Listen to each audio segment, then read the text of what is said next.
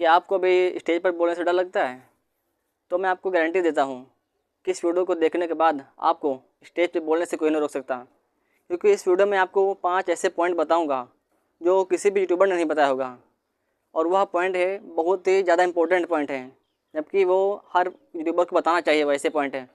लेकिन मैं आपको यही सजेस्ट करूँगा कि जो आपने ये पॉइंट है अपना लिए, तो मैं गारंटी देता हूँ कि आप बिल्कुल ही स्टेज पर एकदम धमाका ही मचा दोगे। तो चलिए बिना देर के वीडियो को स्टार्ट करते हैं।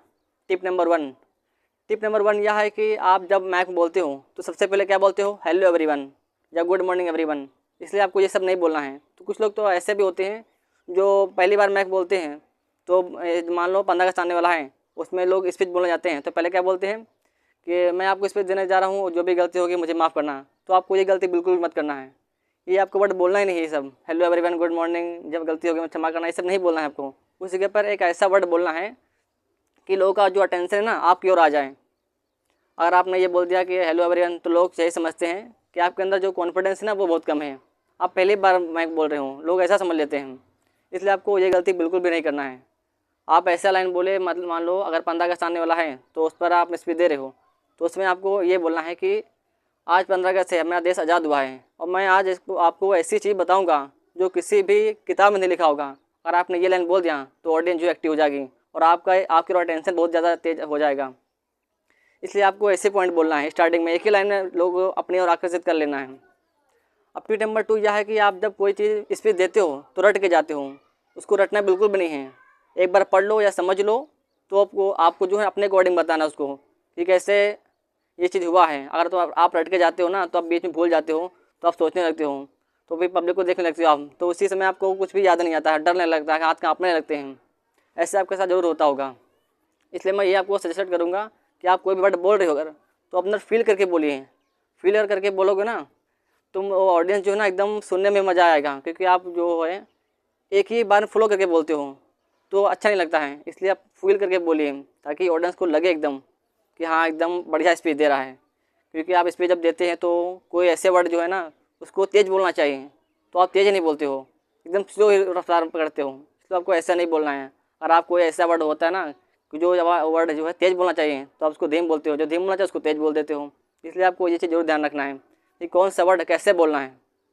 और मान लो आप पहले स्लो बोलें, आप तेज़ बोल दें, तो ज़्यादा अच्छा लगता है स्पीच देने में, पब्लिक को भी अच्छा लगता है। टिप नंबर 3 यह है कि आप जब स्पीच देते हो तो ऑडियंस के क्वेश्चन नहीं पूछते हो। और आप ऑडियंस से क्वेश्चन पूछने लगते हो ना, तो ऑडियंस जो है इनएक्टिव रहती है, एक्टिव हो जाती है। तो ऑडियंस भी आपको और अट्रैक्ट होती है, तो और भी मज़ा आता है। आप जब क्वेश्चन पूछते हो, मान लो आप लोग 15 अगस्त स्पीच दे रहे हो, तो पूछने लगते हो कि आज हमारा देश क्यों आज़ाद हुआ था, आज ही के दिन क्यों आज़ाद हुआ। तो लोग सोचने लगते हैं कि यार आज सही सच में आज क्यों आज़ाद हुआ था, इसके पहले भी हो सकता था, वहाँ देश 200 साल क्यों गुलाम रहा।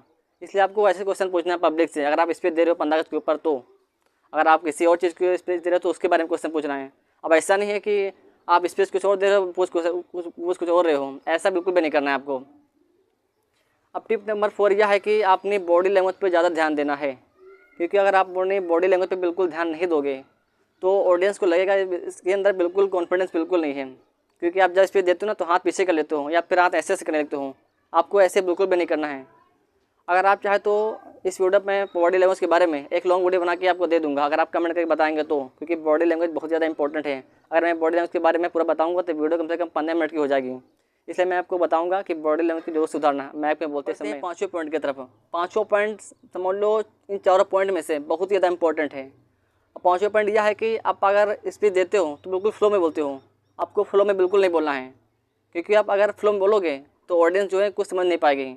अगर आप बोलते समय 2-2 सेकंड का गैप लेते हो तो ऑडियंस जो है ना, आप जो पिछला वर्ड बोलते हो वो बिल्कुल हाईलाइट हो जाता है। इसलिए आपको बोलते समय बीच में पॉज जो लेना है।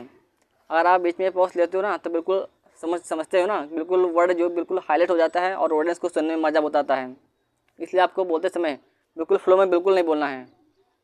तो आज की वीडियो में बस इतना ही, आपको 5 पॉइंट बता दें, और यही 5 पॉइंट अगर आपने अपना लिए ना, दिमाग में मतलब बैठा लिया बोलते समय, तो मैं 100% गारंटी देता हूँ कि आपको बिल्कुल भी डर नहीं लगेगा।